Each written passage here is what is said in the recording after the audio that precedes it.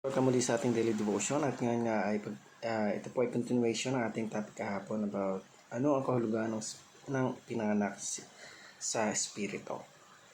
So, born in the Spirit. So, ano nga bang meaning nito? Sabi doon sa ating concept na born of the Spirit. It is another term for regeneration o pagbuhay na namang muli. Pagkabuhay.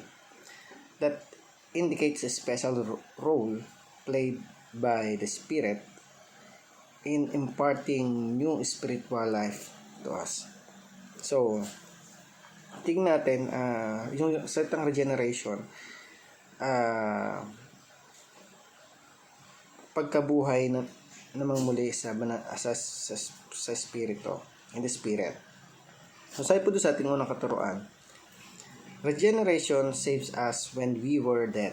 So, yung regeneration, siya yung nag-save sa atin when we were dead. Ibig sabihin, tayong lahat ay, alam naman natin na tayo ay namatay o patay sa kasalanan. I mean, patay sa harapan ng ating Panginoon. Kasi yung mga ginagawa natin, yung sin natin, siya nagiging dahilan kung bakit napapalayo tayo sa ating Panginoon.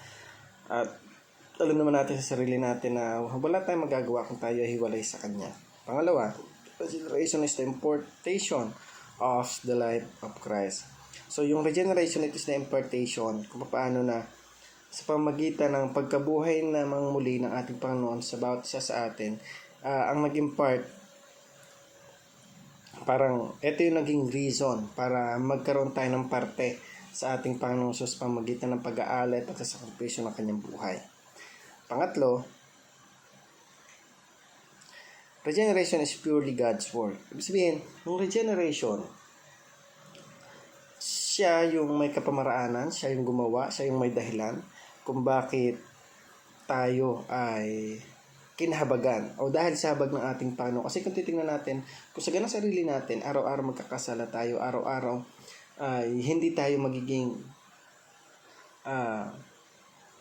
karapat dapat sa harapan ng ating Panginoon. Pero dahil nga, it is a God's work kung paano na yung habag ng Panginoon yung naging daan kung bakit tayo nakakalapit sa Kanya, kung bakit yung kaligtasan na nakamtan natin dahil ito sa pagmamahal at habag ng ating Panginoon sa buhay ng bawat isa sa atin. It is a purely God's work. So, para naman po sa ating application, sabi dito una, die to self daily. Sabihin, kailangan araw-araw tayong sabi nga ay mamatay dun sa sarili natin dahil ano natin na araw-araw again nakakagawa tayo ng pagkakasala at kung hindi natin isusuko yung sarili natin sa ating Panginoon, maaring masayang, mawalang kabuluhan yung buhay na mayroon tayo ngayon. Pangalawa, sabi dito, internalize the life of Christ within you. So, internalize natin yung life natin na yung Panginoon yung nangunguna, yung Panginoon yung nakikita, at ang Panginoon yung patuloy na talagang nararanasan ng bawat isa sa atin. So, internalize the life of Christ within you.